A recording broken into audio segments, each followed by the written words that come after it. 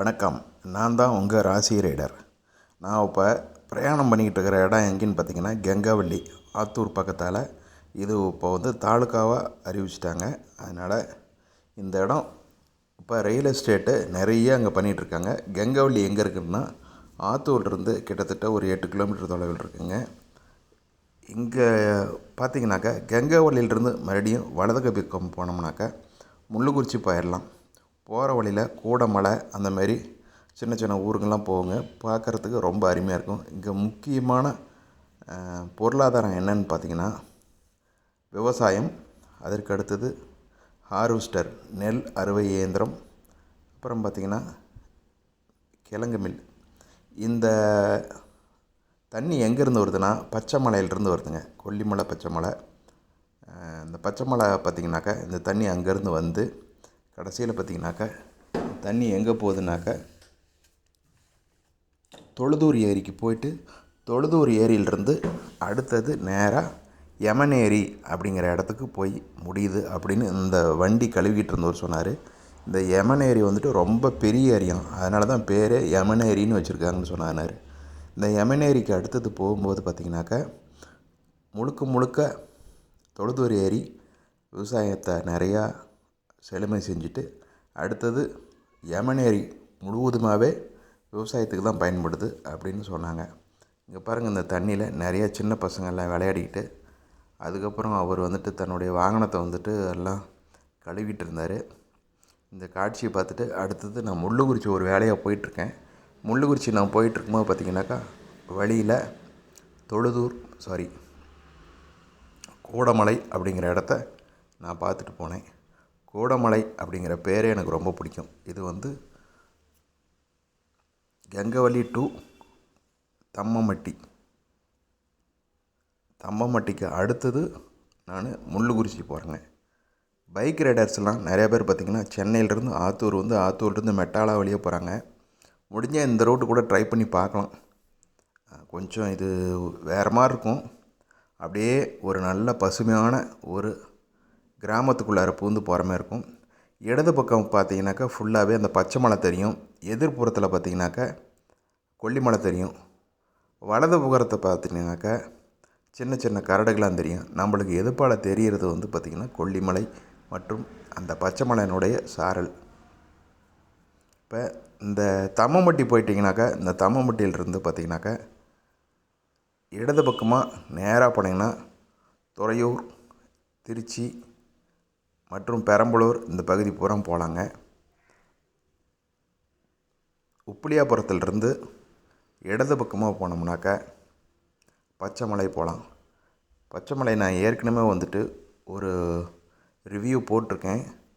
இருந்தாலும் மறுபடியும் உங்களுக்காக ஒரு முறை நான் பைக் ரைடு போயிட்டு அந்த இடத்துல நான் உங்களுக்கு பல வீடியோ எடுத்து உங்களுக்கு அப்லோடு பண்ணுறேன். அப்புறம் பார்த்திங்கன்னா, உப்பிலியாபுரத்துலேருந்து ரைட் சைடு போனோம்னா வரிசெட்டிப்பாளையம். அங்கே பார்த்திங்கன்னா சீரக சம்பா அரிசிக்கு சூப்பராக விளையக்கூடிய இடம். பிரியாணிக்கு போடுற அரிசி விளைவதற்கான உகந்த இடம் வரிசெட்டிப்பாளையம். அதிலிருந்து மறுபடியும் போனோம்னா தான் புளியஞ்சோலை. புளியஞ்சோலை எங்கே இருக்குனாக்கா, கொல்லிமலையினுடைய பின்பகுதியில் மேலிருந்து வர்ற தண்ணி இப்போ அங்கே ஒரு பவர் பிளான்டேஷன் போட்டுட்ருக்காங்க. அதாவது மேலிருந்து வர்ற தண்ணியை வழியில் தடுத்து அதை ஒரு டியூப்பில் ஃபோர்ஸாக கீழே ஒரு பவர் ஸ்டேஷனில் இருக்க அந்த டர்பைனில் அடித்து அதிலிருந்து கரண்ட் எடுக்கிற ஸ்கீம் ஒன்று பண்ணிகிட்ருக்காங்க.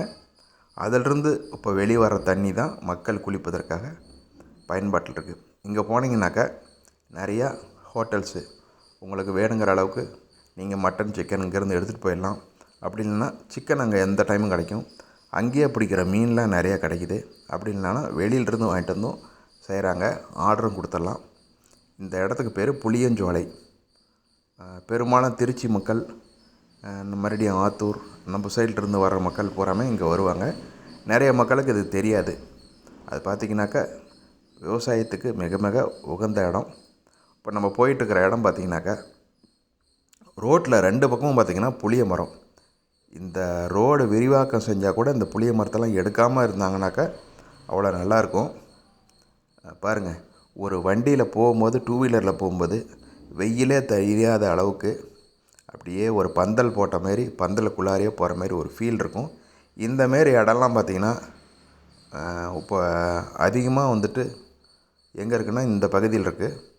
அடுத்தது சங்ககிரிக்கு முன்னாடி இருந்து எடப்பாடி போகிற வழியில் முதல்லாம் இருந்தது. இப்போ சாலை விரிவாக்கம் பண்ணுறதுனால அதை கொஞ்சம்லாம் எடுத்துட்டாங்க. இன்னும் பல பகுதியில் இந்தமாரி இருந்துகிட்ருக்கு. இப்போ நம்ம வந்திருக்கிற ஊர் வந்து கூடமலைங்க. இந்த கூடமலைக்கு இடதுபுறமாக பிரிஞ்சு கூட போகலாம், ஸ்ட்ரைட்டாகவும் போகலாம், 2 வழியில் போகலாம்.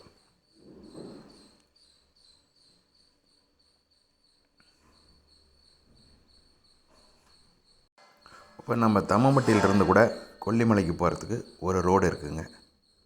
எல்லா ரோடுமே இந்த முள்ளுக்குறிச்சியிலிருந்து போய் ஜாயிண்ட் ஆகிற ரோடும், தம்மம்பட்டியிலிருந்து போகிற ரோடு எல்லாமே போயிட்டு ஒரு இடத்துல கனெக்ட் ஆகுது. இது வந்துட்டு ஒரு வழி. தம்மம்பட்டி முள்ளுக்குறிச்சியிலிருந்து நீங்கள் போனீங்கன்னாக்கா இந்த 72 பெண்டு இல்லாமல் இந்த பக்கம் போகும்போது நீங்கள் நிறைய இயற்கையான இடத்த பார்த்துக்கிட்டும் போகலாம். 72 பெண்ட்லேயும் நிறைய இயற்கையான இடங்களை பார்த்துட்டு போகலாம். பைக் ரைடர்ஸ்க்கு கர்நாடகாவிலிருந்து நிறையா புல்லட் கிளப்பு, ஆர்எக்ஸ் கிளப்பு எல்லோரும் வந்துட்டு இந்த கொல்லிமலையை ரொம்ப விரும்பி வராங்க. ஏன் வராங்கன்னாக்கா, இப்போ இங்கே வந்துட்டு ரூம்லாம் நிறைய ஈஸியாக கிடைக்கிது. சாப்பாட்டுக்கும் எந்த தட்டுப்பாடும் கிடையாது. நல்லா நிறைய ஹோட்டல்ஸ் வந்துடுச்சு. மீன்லேருந்து மட்டன், சிக்கன் எல்லா பொருளும் கிடைக்கிறதுனால இங்கே ஈஸியாக எல்லோரும் வர்றாங்க.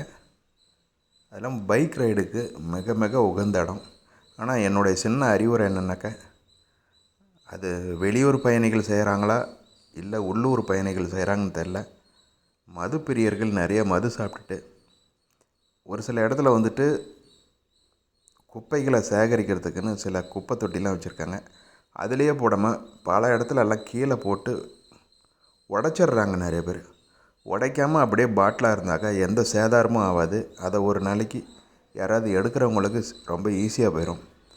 அதை உடைக்கிறதுனால என்ன ஆகுதுன்னா ரொம்ப சிரமத்துக்கு ஆகிடும், எடுக்கிறவங்களுக்கும் கையை கிழிச்சிடும். அதனால் தயவுசெய்து இந்த மதுப்பிரியர்கள் இந்த பாட்டிலெல்லாம் உடைக்காமல் இருக்கிறதுக்கு உங்களை பாதத்தை தொட்டு கேட்டுக்கிறேன். இது இல்லாமல் இன்னொரு முக்கியமான விஷயம் என்னென்னா, இங்கே குரங்குகள்லாம் நிறையா இருக்குது. இந்த குரங்குகளுக்கெல்லாம் பார்த்திங்கனாக்கா நிறைய பேர் போயிட்டு எல்லாம் உணவெல்லாம் போடுறீங்க. அது வந்துட்டு வனத்துறையே வந்துட்டு குரங்குகளுக்கெல்லாம் உணவளிக்க வேண்டாம்னு சொல்கிறாங்க. ஏன்னா நீங்கள் உணவு போடுவீங்கன்னு சொல்லிட்டு அது ரோட்லேயே உட்காந்துருக்கு.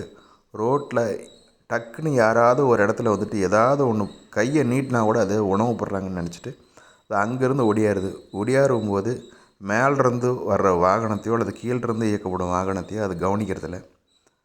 இதனால் வாகனம் ஓட்டிங்களுக்கும் விபத்தாகவும் அந்த குரங்குகளுக்கும் விபத்தாகி நிறைய வீலில் மாட்டி செத்து போய் கிடக்கிறதுலாம் நாங்கள் அடிக்கடி ரைடு பண்ணுறவங்க பார்த்துருக்கோம்.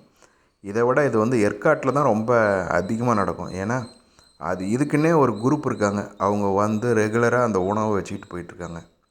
அப்படி வச்சுக்கிட்டு போகும்போது ஏகப்பட்ட குரங்குங்கள்லாம் அடிபட்டு இறந்துருக்குது. அங்கேருந்து வரும்போது அந்த வண்டி டூ வீலர்காரங்களாம் வெயிட்டோடு வரும்போது இந்த குரங்கு டக்குன்னு போகும்போது அவங்களாம் நிதானிக்க முடியாமல் உளுந்து எந்திரிச்சிட்டதெல்லாம் நான் பார்த்துருக்கேன். அதெல்லாம் இயற்கை விலங்குகள்.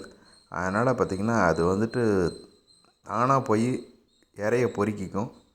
அது 10 கிலோமீட்டர்னாலும் தண்ணி இல்லைனாலும் அப்படி இல்லைனாக்கா உணவு இல்லைனாலும் அதுக்கு ஒரு சில காய் கனி எல்லாமே தெரியும். தண்ணி எங்கே இருக்குதுன்னு தெரியும். அதனால் அந்த இடத்துக்கு இடம் பெயர்ந்துடும். நீங்கள் உணவு போட்டிங்கன்னா அதனால் இந்த இடத்த விட்டு மூவ் ஆகாது. கடைசியில் அது சோம்பேறி விலங்குகளாக மாறிடும். அடுத்தவங்களை கையேந்தக்கூடிய ஒரு தகவமைப்பை நீங்கள் தான் உருவாக்குறீங்க. அதனுடைய இயற்கையை பாதிக்குது அப்படின்னு வன அதிகாரிகளும் சொல்கிறாங்க. அது இல்லாமல் வனவிலங்குகள் ஆர்வலர்களும் அதை பற்றி ஆராய்ச்சி செஞ்சவங்களும் தெளிவாக சொல்லிகிட்டு இருக்காங்க. அதனால் தயவு செஞ்சு நீங்கள் வந்துட்டு அதுங்களை சோம்பேறி ஆக்க வேண்டாம். இப்போ நான் வந்துட்டு தம்மம்பட்டியிலேருந்து முள்ளுக்குறிச்சி ரோட்டில் தான் ஒரு இடத்துல சும்மா அப்படியே உள்ற பூந்து போயிட்டுருக்கேன். இன்னும் முள்ளுக்குறிச்சி வர கிடையாது. நான் ஏன் வந்துட்டு கெங்கவள்ளி போனேன் அப்படின்னா, ஒரு ரியல் எஸ்டேட் ப்ரமோட்டர் அவர் வந்து என்னை அழைச்சிருந்தார். அவர் வந்துட்டு பிரம்மகா ப்ரமோட்டர்ஸ்னு பேர். கெங்கவள்ளியில் வந்து அவங்க ரியல் எஸ்டேட் பிரித்து போட்டிருக்காங்க. கம்ப்ளீட் ஃபுல் அண்ட் ஃபுல் அவங்க ரியல் எஸ்டேட் பண்ண இடம் பூரா ஃபுல் காம்பவுண்டு பண்ணி CCTV camera,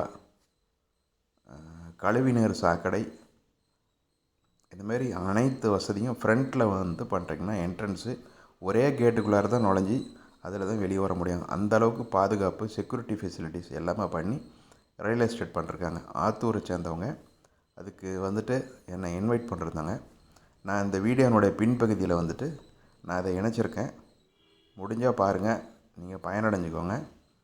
Attur to Gangavalli ரோட்டில் பிரமோகா அவர் ஏற்கனவே 2-3 இடத்துல சைட் போட்டு நல்ல நிலையில் ஓடிட்டுருக்கு.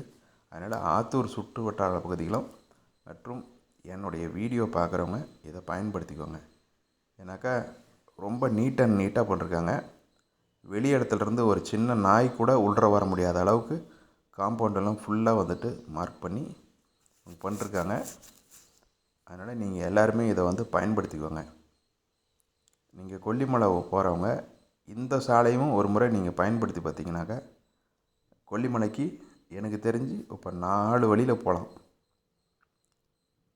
அதனால் நீங்கள் வந்துட்டு ஏறும்போது முள்ளுக்குறிச்சி வழியாக போயிட்டு இறங்கும் போது காரவள்ளி வழியாக இறங்கிக்கோங்க. அப்படின்னா பைக் ரைடர்ஸ் நல்லா என்ஜாய் பண்ணி ஓட்டணும் அப்படின்னா முள்ளுக்குறிச்சி வழியாக போட்டிங்கனாக்கா உங்களுக்கு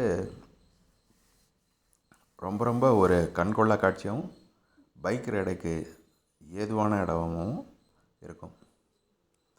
பைக் ரைடு போகும்போது சேஃப்டி முக்கியம். நிறைய பேர்த்துக்கு இன்னும் பார்த்திங்கனாக்கா அந்த கொல்லிமலை ஏறும்போது புதுசாக பைக்கில் போயிடுறீங்க. நானே பார்த்துருக்கேன். அந்த கீர் ரேஷியாக நிறைய பேர் குறைக்க மாட்டேங்கிறீங்க. அதனால் ஹில்ஸ் ரைடு போகும்போது ஏற்கனவே ஹில்ஸ் ரைடு பண்ணுறவங்களோட நீங்கள் வந்துட்டு தெரிஞ்சுக்கிட்டு எப்படி கியர் லெஸ் பண்ணுறது அப்படின்னு தெரிஞ்சுக்கிட்டு நீங்கள் அதுக்கு தகுந்த மாதிரி ஓட்டிகிட்டு போங்க.